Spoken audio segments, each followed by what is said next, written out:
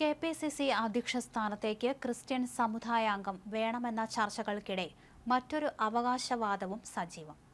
ക്രൈസ്തവ പ്രാതിനിധ്യത്തിനായി കോൺഗ്രസിലെ എ ഗ്രൂപ്പാണ് ചർച്ച സജീവമാക്കുന്നത്. ഇതിനിടയിലാണ് ഈഴവ പ്രാതിനിധ്യ ചർച്ചയുമായി എ ഗ്രൂപ്പ് എത്തിയത്.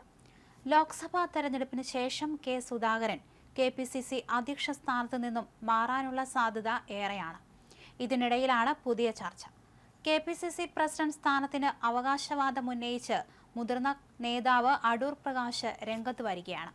കെ. സുധാകരൻ കെ.പി.സി.സി പ്രസിഡന്റായി തുടരുന്നതിൽ ഒരു വിഭാഗം എതിർപ്പുയർത്തിയതിന് ഇടയിലാണ് ഈഴവ സമുദായത്തിൽ നിന്നുള്ള അടൂർ പ്രകാശ് അവകാശവാദവുമായി രംഗത്തെത്തിയത്. ഐ ഗ്രൂപ്പിലാണ് അടൂർ പ്രകാശ് ഉള്ളത്. ആറ്റിങ്ങൽ എംപിയായ അടൂർ പ്രകാശും കെ.പി.സി.സി അധ്യക്ഷനാകാൻ ശ്രമം സജീവമാക്കിയിട്ടുണ്ട്. രമേശ്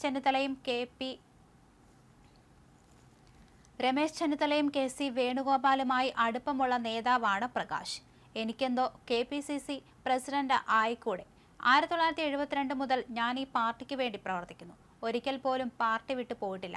ബൂത്ത് തലത്തിൽ നിന്ന് പ്രവർത്തിച്ചാണ് ഇതുവരെ എത്തിയത്. അടൂർ പ്രകാശ് ന്യൂ ഇന്ത്യൻ എക്സ്പ്രസിനോട് പറഞ്ഞു. ഈഴവർക്ക് കോൺഗ്രസ് നേതൃത്വത്തിൽ പ്രാതിനിധ്യം കുറയുന്നുവെന്ന പരാതിയാണ് അടൂർ പ്രകാശ് ചർച്ചയാക്കാൻ ശ്രമിക്കുന്നത്. ഈ വിഭാഗത്തിൽ നിന്നും കോൺഗ്രസ് നേതൃനിരയിലുള്ള പ്രധാനിയാണ് അടൂർ പ്രകാശ്. കോൺഗ്രസിൽ സംഘടനാ തലത്തിലും പാർലമെന്ററി രംഗത്തും ഈഴവർ കുറയുമെന്ന പരാതി സജീവമാണ്. ഇതിനിടയിലാണ് അടൂർ പ്രകാശ് പരസ്യമായി നേതൃസ്ഥാനത്തിന് അവകാശവാദം ഉന്നയിച്ചത്. നിലവിൽ 21 കോൺഗ്രസ് എംഎൽഎമാരിൽ 3 പേർ മാത്രമാണ് ഈഴവ സമുദായത്തിൽ നിന്നുള്ളത്. ഇതടക്കം ചർച്ചയാക്കാനാണ് അടൂർ പ്രകാശിന്റെ ശ്രമം. ആർ ശങ്കറിനു ശേഷം ഒരു ഈഴവ കോൺഗ്രസ് നേതാവും മുഖ്യമന്ത്രിയായില്ല.